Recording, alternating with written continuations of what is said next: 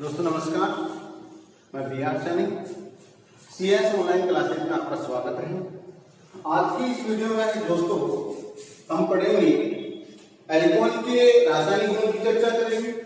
अभी तक हमने जो लास्ट क्लास है वहां तक हमने एल्कोहल के फिजिकल प्रॉपर्टीज के बारे में खूब पढ़ा है, अच्छी तरह से जानने का प्रयास किया। लेकिन आज की क्लास में हम जो पढ़ेंगे वो है एल्कोहल के रासायनिक गुण। तो बिंदु है अपना वो है केमिकल प्रॉपर्टीज ऑफ एल्कोहल। आज का अपना बिंदु है, आज का जो क्लास में अपना टॉपिक है वो है केमिकल प्रॉपर्टीज ऑफ एल्कोहल।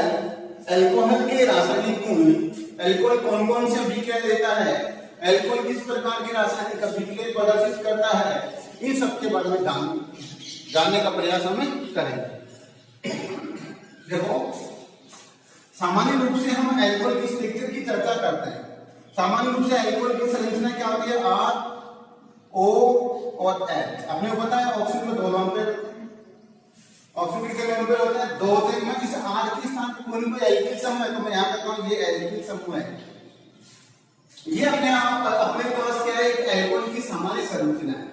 अब इस संरचना के आधार पर हम ये कह सकते हैं कि इसमें कौन कौन सी अभिक्रियाएं होंगी और कैसे संपन्न होंगी, या एल्कोहल कौन कौन सी अभिक्रियाएं प्रदर्शित करेगा, उन सब के बारे में ध्यान देने हम जान सकते हैं। देखो, पहले सबसे पहले अगर हम यहां से टूटे तो वे अभिक्रिया हम लिखेंगे, वे अभिक्रियाएं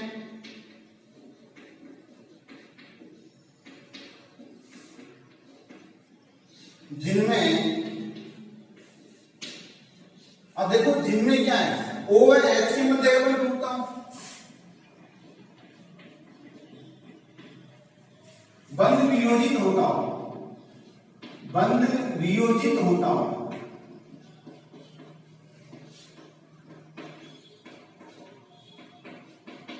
पहले अभिक्रिया होगी, यानी ऐसी अभिक्रिया जिसमें क्या है, O और H के मध्य का बंध वियोजित होता हूं। बता दें इसके बारे में कि ये अभिक्रिया सभी की सभी क्या है, एल्कोहल की अम्लीय प्रकृति की व्याख्या करेंगे।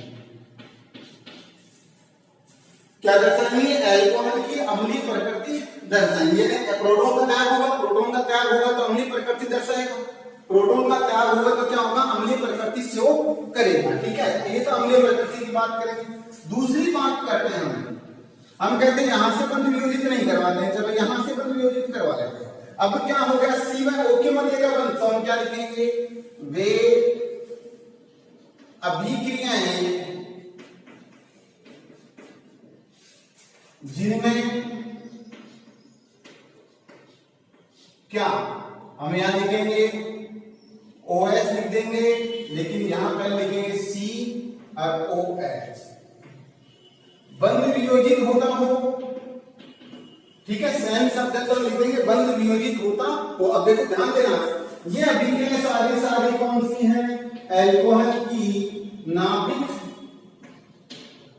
स्नेही अभिक्रियाएं हैं। ये कौन सी अभिक्रियाएं हैं? एल्कोहल की नाभिक स्नेही अभिक्रियाएं हैं। यानी इससे इस बंध को टूटने पर होने वाली सभी अभिक्रियाएं कैसी हैं? नाभिक स्नेही अभिक्रियाएं। कैसी हैं?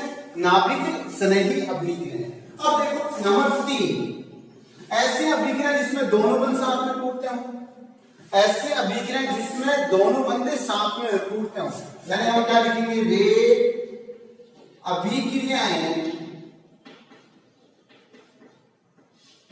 जिनमें क्या C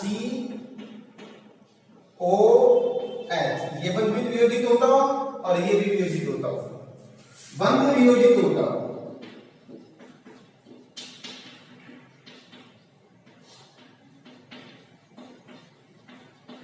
ठीक है, इसमें दोनों बंध वियोजित होते हैं। इससे के द्वारा होने वाली अभिक्रिया है वो है अपने पास एक निर्जलीकरण, यानी डिहाइड्रेशन अभिक्रिया। एक अपने पास है ऑक्सीकरण और एक अपने पास है अपक्षय, जिसको हम हाइड्रोजनीकरण भी कहा जाता है। ठीक है, इसमें ये 3 अभिक्रिया पड़ेंगी। अब देखो अपने पास यहाँ पॉसिबल क्या है, लॉन पेयर है, इसके कारण भी तो कोई अभिक्रिया होती होंगी, है ना। इस लॉन पेयर के कारण भी कुछ अभिक्रिया को प्रदर्शित करता होगा। ऑक्सीजन लॉन पेयर के कारण होने वाली अभिक्रिया क्या होती है, क्षारीय प्रकृति दर्शाती है। इसलिए हम क्या कहेंगे, नंबर 4 प्रकार की अभिक्रियाएं होंगी ऑक्सीजन के एलपी यानी लॉन पेयर के कारण होने वाली अभिक्रियाएं। ठीक है बेटा, अपने को ध्यान देना, सभी लोग समझना इस चीज को। आपने को अब हमने क्या कहा, एल्कोहल की जो रासायनिक गुण है उनको हमने समझने का प्रयास किया है। हमने कहा एल्कोहल है वो 4 प्रकार की अभिक्रियाएं प्रदर्शित करता है। कितने प्रकार की प्रदर्शित करता है, 4 प्रकार की अभिक्रियाएं प्रदर्शित करता है। कौन कौन सी, वे अभिक्रियाएं जिनमें OH बंध वियोजित होता हो, यानी OH के मध्य का बंध क्या होता हो, वियोजित होता हो, जिसको हम क्या कहेंगे, अम्लीय प्रकृति को दर्शाने वाली अभिक्रियाएं कहते हैं। ये क्या करेंगे, अम्लीय प्रकृति को दर्शाएगी। ठीक है, दूसरे हम कहेंगे वे अभिक्रियाएं जिसमें क्या है, कार्बन और ऑक्सीजन के मध्य का बंध वियोजित होता हो। वो कौन सी है, नाभिक स्नेही अभिक्रियाएं हैं। वो कौन सी है, नाभिक स्नेही अभिक्रियाएं। और उसके बाद हम कहेंगे वे अभिक्रियाएं जिसमें क्या है, दोनों बंध वियोजित होते हो, जिसमें क्या है, एक निर्जलीकरण है, एक ऑक्सीकरण है और एक अपचयन। तीनों ही इंपोर्टेंट रिएक्शन है और 3 यहाँ है। ठीक है, इसके बाद हम कहेंगे चौथे नंबर पर अभिक्रिया हमने कहा कि ऑक्सीजन के लॉन पेयर के कारण होने वाली अभिक्रियाएं। लॉन पेयर का अर्थ होता है एकांकी इलेक्ट्रॉन युग्म। एकांकी इलेक्ट्रॉन युग्म के कारण होने वाली अभिक्रियाएं। ये 4 प्रकार की अभिक्रियाएं एल्कोहल दर्शाता है। अपने को इन चारों प्रकार की अभिक्रियाओं को बारी बारी से विस्तार से समझने का प्रयास करना है। ठीक है, बारी बारी से इनको क्या करना, अपने को समझना है।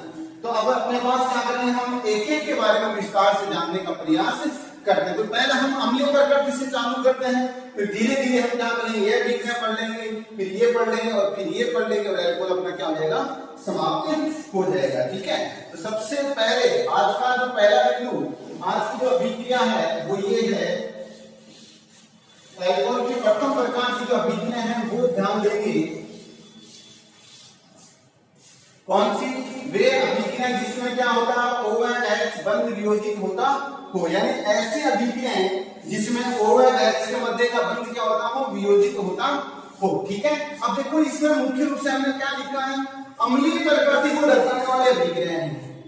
अम्लीय प्रकृति को दर्शाने वाली अभिक्रियाएं, तो मैं ऐसा कह दूं कि जैसे मतलब हम कहेंगे R, O और H, इस बंध को तोड़े तो प्रोटॉन बाहर निकलेगा, क्योंकि पता है अपने को ऑक्सीजन की विद्युत क्या है, ज्यादा तो ये बंध इधर इलेक्ट्रॉन ले लेगा, इसको क्या चार्ज है, पॉजिटिव, और H+ को क्या बोलते हैं, प्रोटॉन। तो प्रोटॉन बाहर निकलेगा और प्रोटॉन जितना आसानी से बाहर निकलेगा वो उतना ही क्या हो जाएगा, प्रबल अम्लीय हो जाएगा, और जो आसानी से बाहर नहीं निकलेगा तो क्या हो जाएगा, दुर्बल अम्लीय हो जाएगा। मैं ऐसा कह दूं, ये अभिक्रिया जितनी जल्दी संपन्न होती है एल्कोहल उतना ही क्या होता है, अम्लीय होता है, और जो एल्कोहल या अभिक्रिया संपन्न नहीं करता है, कम करता है, वो क्या उतना ही दुर्बल अम्लीय होता है। ठीक है, तो कहने का अभिप्राय हो गया ये अम्लीय प्रकृति को दर्शाने वाली अभिक्रिया, एल्कोहल की अम्लीय प्रकृति को दर्शाने वाली अभिक्रिया है। इससे इन अभिक्रियाओं से हम एल्कोहल की अम्लीय प्रकृति की व्याख्या कर सकते हैं। अब देखो अपने पास बात आती है एल्कोहल क्या एल्कोहल अम्लीय प्रकृति दर्शाता है, क्या एल्कोहल अम्लीय होता है, तो बता दूं एल्कोहल है वो दुर्बल प्रकृति का अम्लीय होता है, या दुर्बल अम्लीय होता है। अपना जल होता है उसकी तुलना में भी क्या होता है, कम अम्लीय होता है। जल की तुलना में भी क्या होता है, कम अम्लीय होता है, तो दुर्बल प्रकृति का हो गया। ताकि इसको क्या करेंगे हम, क्योंकि ये प्रोटॉन का त्याग कर लेता है, कई अभिक्रिया प्रोटॉन का त्याग करके क्या अम्लीय प्रकृति दर्शाता है। इसलिए क्या कहें, हम कहेंगे कि जो एल्कोहल है वो दुर्बल प्रकृति का अम्ल होता है। लिटमस पत्र है उसके प्रति उदासीन प्रकृति दर्शाएगा, लिटमस पत्र को उदासीन व्यवहार दर्शाएगा, उसके प्रति उदासीन व्यवहार दर्शाएगा।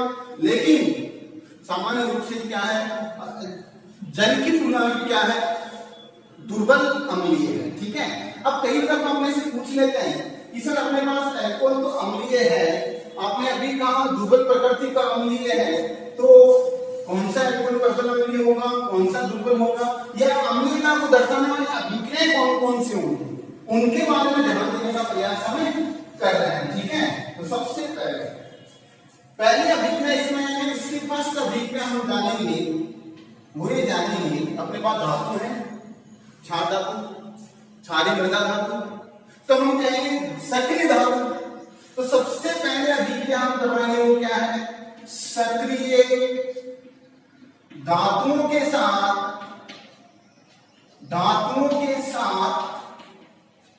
अभिक्रिया।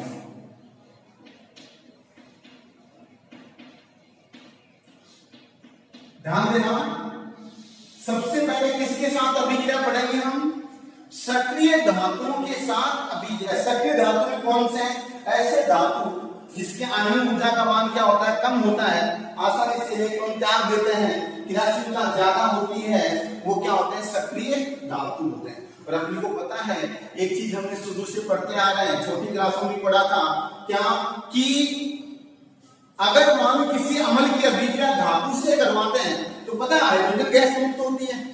किसी भी अम्ल की अभिक्रिया धातु से करवाते हैं तो कौन सी गैस मुक्त होती है, हाइड्रोजन गैस क्या होती है, मुक्त होती है। यहाँ पे ध्यान दें, अगर हाइड्रोजन गैस मुक्त होती है तो हम कहेंगे अम्लीय प्रकृति को दर्शा रहा है, वरना क्या है, अम्लीय प्रकृति को नहीं दर्शा रहा है। तो देखो ध्यान देना कैसे, आपके पास है सक्रिय धातुओं के साथ अभिक्रिया, तो हम क्या लिखेंगे, एल्कोहल,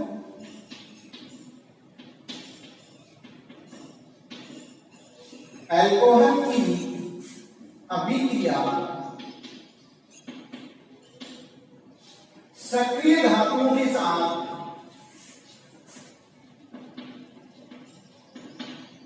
अब कौन कौन से, जैसे अपने पास सोडियम, पोटेशियम, कैल्शियम, जिंक और मैग्नीशियम के साथ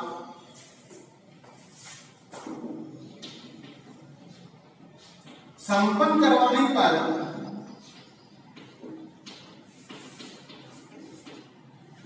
धातु हाइड्रोक्साइड,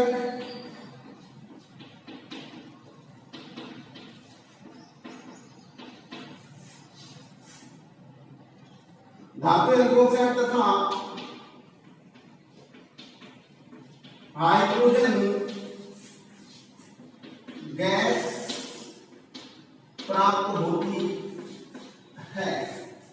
यानी अपने पास हमने लिखा एल्कोहल की अभिक्रिया सक्रिय धातु जैसे sodium, potassium, lithium, calcium, zinc, magnesium, इनके साथ करवाएंगे तो अपने पास धातु हाइड्रोक्साइड, यानी एक तो क्या धातु क्या अपने आप में क्या हो गया, लवण हो गया तथा हाइड्रोजन गैस मुक्त होती है। अब कैसे देखो, जैसे मान लो मेरे पास है CH3 CH2OH, इसका नाम क्या है, एथेनॉल। दो कार्बन हम क्या बोलेंगे, एथेनॉल।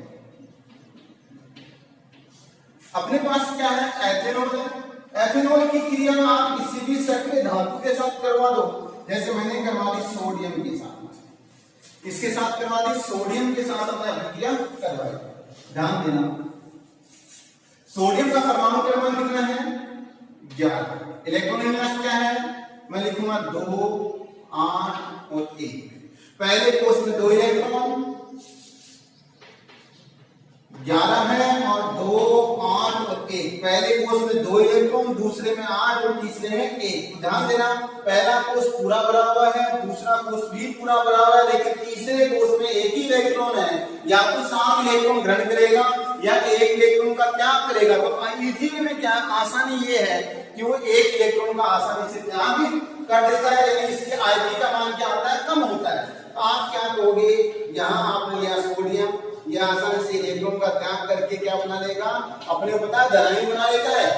क्या बना लेता है, धनायन बना लेता है। इलेक्ट्रॉन त्याग करने पर क्या बनता है, धनायन बनता है। धनायन का आकार अपने जो उदासीन परमाणु से क्या हो जाता है, कम हो जाता है। ठीक है, और आकार कम होने क्या हो जाएगा, आसानी से प्रबल क्रियाशील हो जाएगा। ध्यान देना, इलेक्ट्रॉन का त्याग कर दिया, यहाँ पर H प्लस और क्या हो गया, यहाँ पर इलेक्ट्रॉन यानी नेगेटिव चार्ज। अब ये जो सोडियम से धनायन बना हो तो सीधा क्या है, इस ऋणायन से जुड़ जाएगा और अपने पास क्या बन जाएगा, हम लिखेंगे CH3 CH2O के साथ क्या आ जाएगा Na। तो यहाँ पर अपने पास इलेक्ट्रॉन किससे जुड़ गया एच से, तो एच परमाणु के रूप में हुआ, और एच परमाणु कभी स्थायी नहीं होता, इसलिए हम क्या करेंगे, इसके भी 2 अणु ले लेंगे, इसके भी 2 ले लेंगे, यहाँ पर भी क्या आया 2, और यहाँ पर साथ में क्या बन जाएगा H2 अणु बन जाएगा, हाइड्रोजन गैस से मुक्त हो जाएंगे। अब देखो इसका नाम क्या है, अभी हमने लिखा धातु एल्कोक्साइड है, क्या लिखा, धातु एल्कोक्साइड। धातु एल्कोक्साइड की चर्चा करें, यहाँ पर धातु तो कौन है, सोडियम, को हम नाम लिखेंगे सोडियम, धातु का नाम हम लिख दिया क्या है, सोडियम, और फिर क्या है एल्कोक्साइड, एल्केन ढूंढ लो, एल्केन कौन सा, एथेन, दो का नंबर क्या आ जाएगा एथोक्साइड, क्या आएगा इसका नाम, सोडियम एथोक्साइड, क्या नाम आएगा, सोडियम एथोक्साइड में कौन सी गैस प्राप्त हुई है, देखो हाइड्रोजन गैस प्राप्त हुई। ये अभिक्रिया इस बात को प्रदर्शित कर रही है कि एल्कोहल होते हैं वो क्या होते हैं, अम्लीय प्रकृति प्रदर्शित करते हैं। एल्कोहल क्या होते हैं, अम्लीय प्रकृति प्रदर्शित करते हैं। कई दफा आप ऐसे पूछ लेते हैं कि अलग अलग प्रकार के एल्कोहल है, उनमें से प्रबल अम्लीय कौन सा होगा, दुर्बल अम्लीय कौन सा होगा तो क्यों होगा, इसका कारण क्या है, ये हम जानने का आगे हम प्रयास करेंगे। ठीक है, देखो ध्यान देना,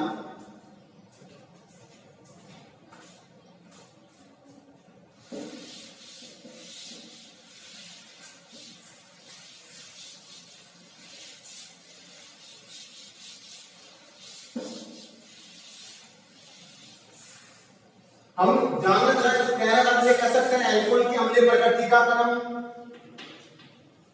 एल्कोहल की अम्लीय प्रकृति का क्रम। अब देखो अपने को ये ध्यान देना है कि एल्कोहल की अम्लीय प्रकृति का क्रम क्या है, एल्कोहल है वो किस कंडीशन में प्रबल अम्लीय होगा और किस कंडीशन में दुर्बल अम्लीय होगा। जैसे मान लो मेरे पास है CH3 CH2OH, क्लियर, एक मेरे पास है CH3 CHOH और CH3, और एक अपने पास है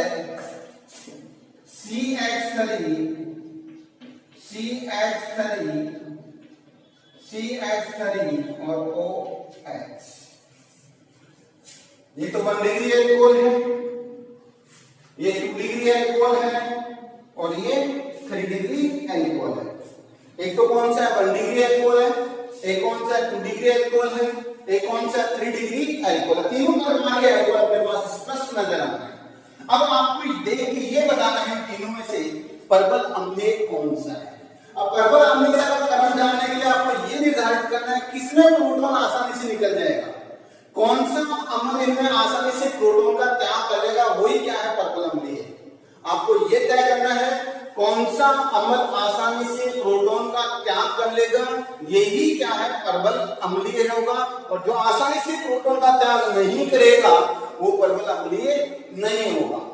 ठीक है, अब इसमें ध्यान देना, प्रोटॉन का त्याग कब होगा, जब क्या है OH के मध्य का बंध टूट जाए। अब इस कार्बन से हाइड्रोक्सी समूह जुड़ा हुआ है, और इस कार्बन के पीछे क्या जुड़ा हुआ है, एक एल्किल समूह जुड़ा हुआ है, एक क्या जुड़ा हुआ है एल्किल समूह, और एल्किल समूह क्या करता है +I प्रभाव दर्शाता है। एल्किल समूह कौन सा प्रभाव दर्शाता है, +I प्रभाव दर्शाता है।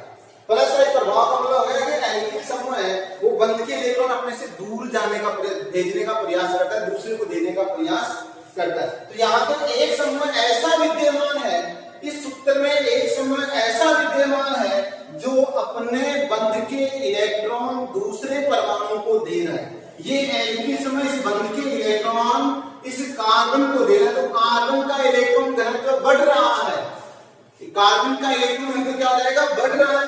बढ़ने से क्या होगा, इस बंध में दूरता उत्पन्न हो जाएगी, तो OH के मध्य का बंध न टूटकर C व O के मध्य का बंध टूट जाता है। OH के मध्य का बंध न टूटकर C व O के मध्य का बंध टूट जाता है। ध्यान देना, यहाँ तो अपने पास क्या है, केवल एक ही एल्किल समूह है, वो क्या है, एक ही एल्किल समूह इलेक्ट्रॉन प्रदान करने का कार्य करा। लेकिन यहाँ देखिए कितने इलेक्ट्रिक समूह बढ़ जाएंगे अपने पास दो, दोनों क्या दर्शाएंगे प्लस आई प्रभाव। प्लस आई प्रभाव हमें क्या है इलेक्ट्रॉन घनत्व बढ़ गया, इस कार्बन के पास इलेक्ट्रॉन घनत्व क्या हो गया बहुत ज्यादा हो गया, इस कार्बन के पास इलेक्ट्रॉन घनत्व में क्या हो गई बढ़ती हो गई।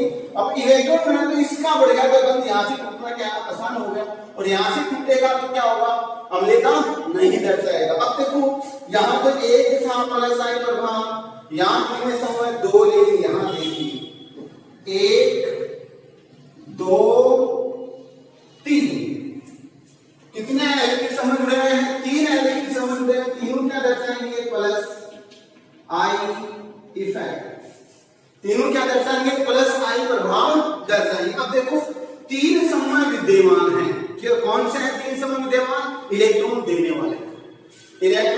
वाले 3 समूह विद्यमान है, ये भी इलेक्ट्रॉन देगा, ये भी इलेक्ट्रॉन इस कार्बन को देगा, और ये भी इलेक्ट्रॉन इस कार्बन को देगा। जब तीनों समूह इलेक्ट्रॉन दे रहे हैं तो यहाँ तो 3 दाता समूह है, यहाँ 2 और यहाँ 1, और इसमें एक भी नहीं है, ठीक है। तो ध्यान देना जब इसमें 3 आदमी यानी 3 एल्किल समूह इलेक्ट्रॉन दे रहे हैं, इसका इलेक्ट्रॉन घनत्व बहुत ज्यादा हो गया, और बहुत ज्यादा हो गया बंद क्या हो जाएगा आसानी से टूट जाएगा, और टूटेगा तो इससे तो क्या निकलेगा OH निकलेगा ना कि H। तो अपने को तो क्या निकालना था H निकलना चाहिए तभी अम्लीय प्रकृति दर्शाता, लेकिन यहाँ तो क्या दर्शा रहा है OH बाहर निकल रहा है, तो OH बाहर निकलेगा तो अम्लीय प्रकृति नहीं दर्शाएगा, इसलिए इसकी अम्लता क्या सबसे कम हो गई और इसकी तुलना में इसकी ज्यादा हो गई और सबसे ज्यादा हो गई। तो मैं ऐसा कह दूं कि अल्कोहल है, विभिन्न प्रकार के अल्कोहल हैं, उनमें प्लस आई प्रभाव वाले समूह की संख्या बढ़ने पर अम्लता में कमी आती है। प्लस आई प्रभाव वाले समूह की संख्या बढ़ने पर अम्लता में कमी आती है। देखो यहाँ प्लस आई प्रभाव कितने हो गए 3, सबसे दुर्बल अम्लीय, यहाँ 2 सबसे उसकी तुलना में प्रबल, यहाँ 1 उसकी तुलना में ये प्रबल सबसे प्रबल ये, ठीक है। याद रह जाएगा अम्लता क्रम याद रह जाएगा। तो अपने से कोई पूछे तो आप क्या दोगे CH3OH सबसे प्रबल अम्लीय 1 डिग्री 2 डिग्री और 3 डिग्री, 3 डिग्री सबसे दुर्बल अम्लीय है, 3 डिग्री की अम्लता क्या है सबसे दुर्बल है। तो अब अपने से कई दफा क्या क्वेश्चन कर लेते हैं, क्या अपने से क्वेश्चन कर लेते हैं क्या कारण है कि 1 डिग्री की तुलना में 3 डिग्री दुर्बल अम्लीय है, क्यों क्या कारण है कि 1 डिग्री अल्कोहल की तुलना में 3 डिग्री अल्कोहल दुर्बल अम्लीय है, क्योंकि इसका उत्तर दोगे क्योंकि 3 डिग्री अल्कोहल में 3 प्लस आई प्रभाव समूह जुड़े हुए हैं, जो क्या है O C व O के मध्य में क्या है ध्रुवता उत्पन्न कर देंगे, बंध को तोड़ने की पावर क्या बढ़ा देंगे, जिससे OH का त्याग होगा ना कि H का त्याग होगा, ठीक है। ये चीज अपने को ध्यान देने का प्रयास करना था। बात समझ में आई, तीनों की अम्लता क्रम समझ में आया। इसके बाद में अभिक्रिया नंबर 2 पहले तो अभिक्रिया होगी सक्रिय धातुओं के साथ, अम्लता दर्शाने वाली पहली अभिक्रिया होगी सक्रिय धातुओं के साथ। अब हम अभिक्रिया नंबर 2 की चर्चा करेंगे। सेकंड अभिक्रिया हम जो बात करेंगे वो ये है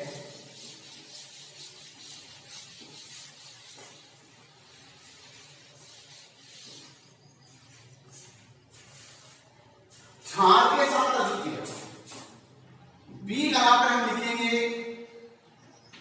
क्षार के साथ अभिक्रिया। अब देखो क्षार के साथ अभिक्रिया की चर्चा कर रहे हैं।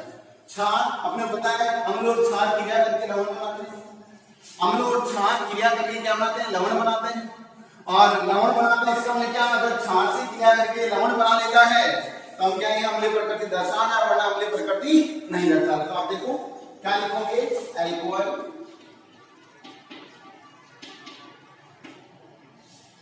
की अभिक्रिया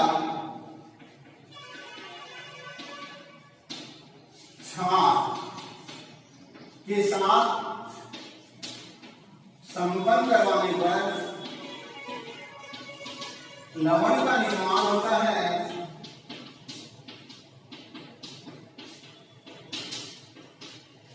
लवण का निर्माण होना है, जो किसको दर्शा रहा है अम्लता, इसकी अम्लीय प्रकृति को दर्शा रहा है। कैसे आप क्या कहोगे आपके पास CH3 CH2OH। इसकी क्रिया आपको करवानी किसके साथ? NaOH के साथ। ध्यान देना, ये तो H और ये यहां वाला OH।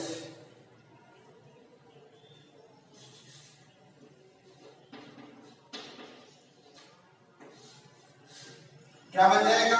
H2O और साथ में बन जाएगा CH3CH2ONe। ये तो बन गया साल्ट, यानी लवण, और ये बन गया क्या? जल। तो आपको पता है लवण तथा जल बनने पर जो विक्रिया संपन्न होती है, लवण तथा जल बनेगा, तो किस बात की पुष्टि हो रही है कि अल्कोहल कैसे हैं? अम्लीय प्रकृति दर्शाते हैं। ठीक है दोस्तों, आगे की अभिक्रियाओं का हम जिक्र करेंगे अगले क्लास में। तब तक